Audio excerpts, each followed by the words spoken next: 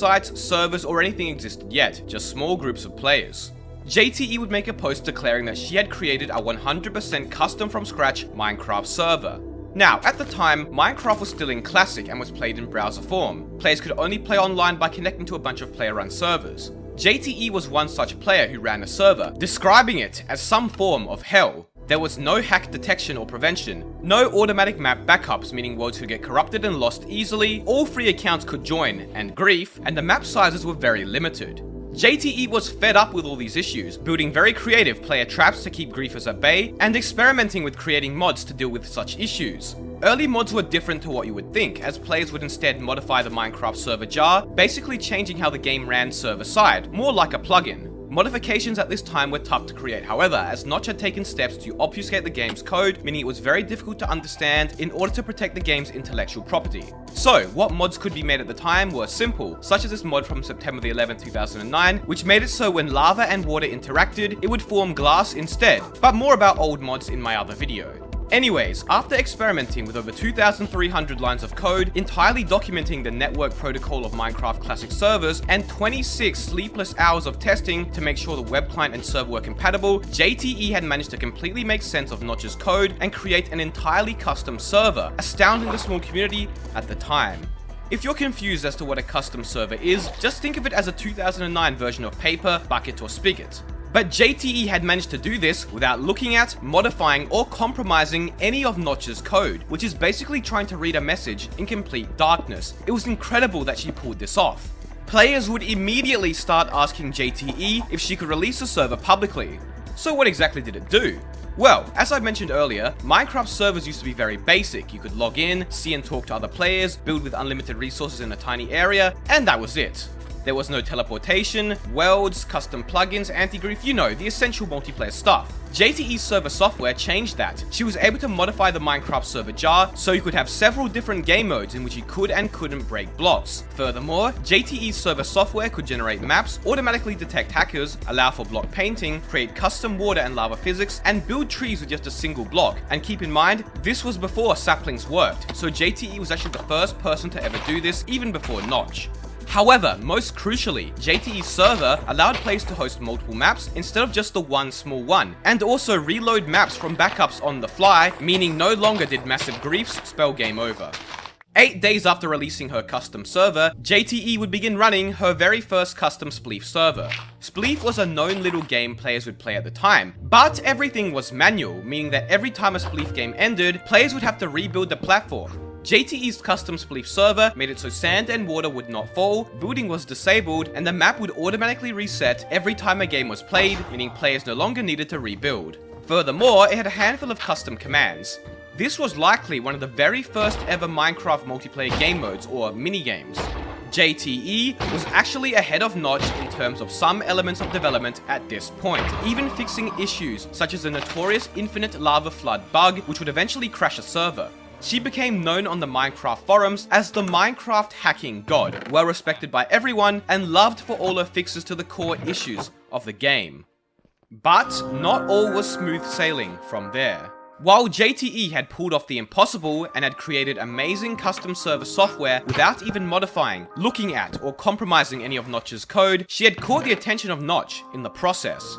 Notch would join one of JTE's custom servers after hearing about how it was able to handle lava floods well through an IRC channel. Upon joining, Notch would flood JTE's server with lava, to which it supposedly didn't handle too well, but still better than Notch's server. Notch also had a golden name over his head at the time, and JTE was jealous and invented colored names for server mods, administrators, owners, and more.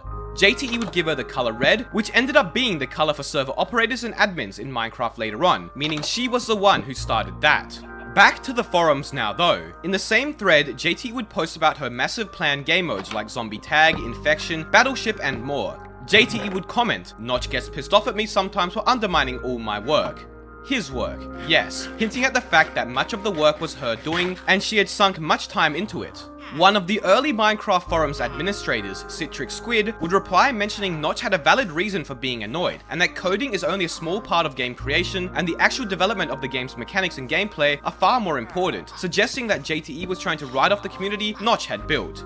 Zuruki, another Minecraft forums administrator at the time, who previously was very in support of what JTE was doing, did a complete 180, stating JTE was stealing customers from Notch, undermining his plans for server mods and game modes, and that if JTE went too far with her custom server modifications, he would remove them and ban JTE from the forums. He even removed JTE's special forum title.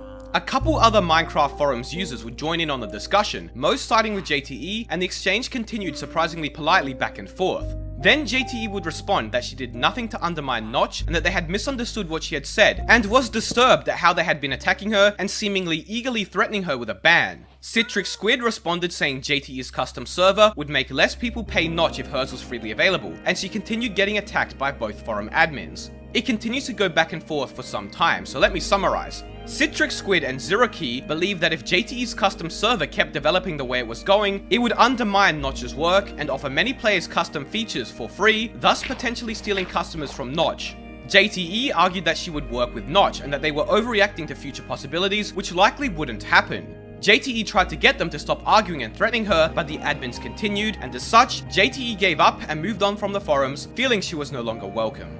But here's what's weird. Notch apparently never threatened JTE or didn't like what she was doing. In fact, he supported her project, even creating skin-grabbing code to support her colored rank names, telling her she was free to do anything with the server software she wanted, which was all stated by JTE in a post recounting her experiences 5 years later. So it seemed that she was unjustly bullied off the Minecraft forums by two Minecraft forums administrators? It's hard to tell because all this happened so long ago and the story is so muddled. But that wasn't the worst of it yet. JTE would sell the server software in private for around $10 to 14 people after leaving the forums, but it was eventually leaked and spread like wildfire for free. And thus, this began what would be a beautiful future of Minecraft multiplayer, as JTE's custom server allowed players to do so much and be so much more creative and innovative than before. Dozens of early Minecraft Classic servers would use JTE's software over time, and she truly was the pioneer of Minecraft multiplayer that never really got credit for what she did.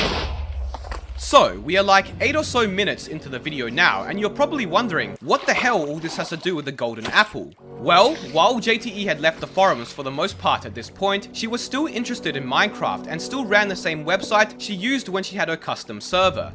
JTE often reached out to Notch offering to help him with networking in his updates, but Notch turned her down. But this displayed that Notch was still aware of JTE. When crafting was first introduced to the game in Minecraft InDev during January of 2010, JTE would add pictures of all the recipes and how to craft them onto her website. This was very useful at the time because there was no little book in game telling you crafting recipes, and since it hadn't been around for that long, they weren't really common knowledge yet. Around the same time crafting was added, Notch had removed apples from the game as he had been testing them, so JTE jokingly put that you could only get apples by killing Notch, then next to it displayed that if you put 8 gold ingots around an apple, it would make a golden apple. The website was published with this crafting list including the golden apple on February the 23rd, 2010.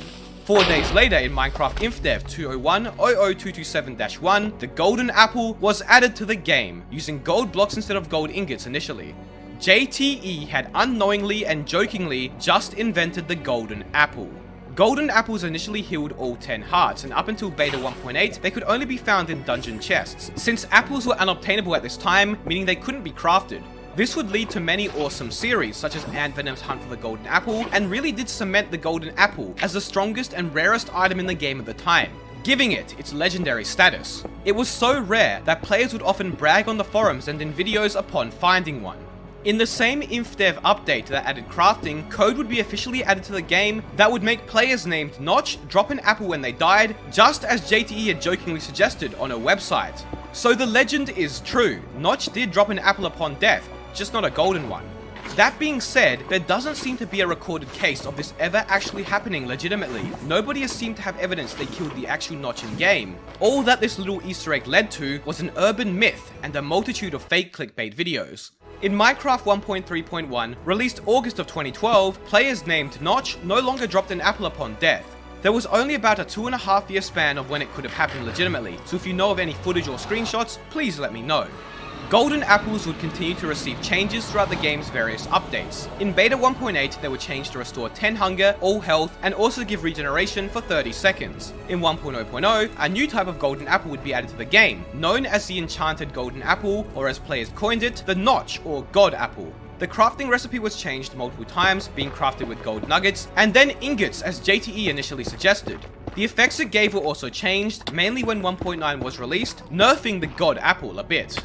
In all this time, however, the Golden Apple had lost its legendary status, as it was now craftable and far easier to obtain, and pay-to-win servers would quite literally give them out to players like they were dirt. However, in 1.9, the God Apple was made uncraftable again, and regained some of its legendary status, as it became extremely rare once more. And to this day, it still excites players who manage to luckily find one, as well as being one of the strongest and rarest items in the game. That's the story of the Golden Apple and the legend of JTE, the player who deserved far more recognition for their contributions to early Minecraft. I hope you enjoyed the video. Be sure to subscribe, join my Discord, and follow me on Twitter if you did. Thank you all so much for watching.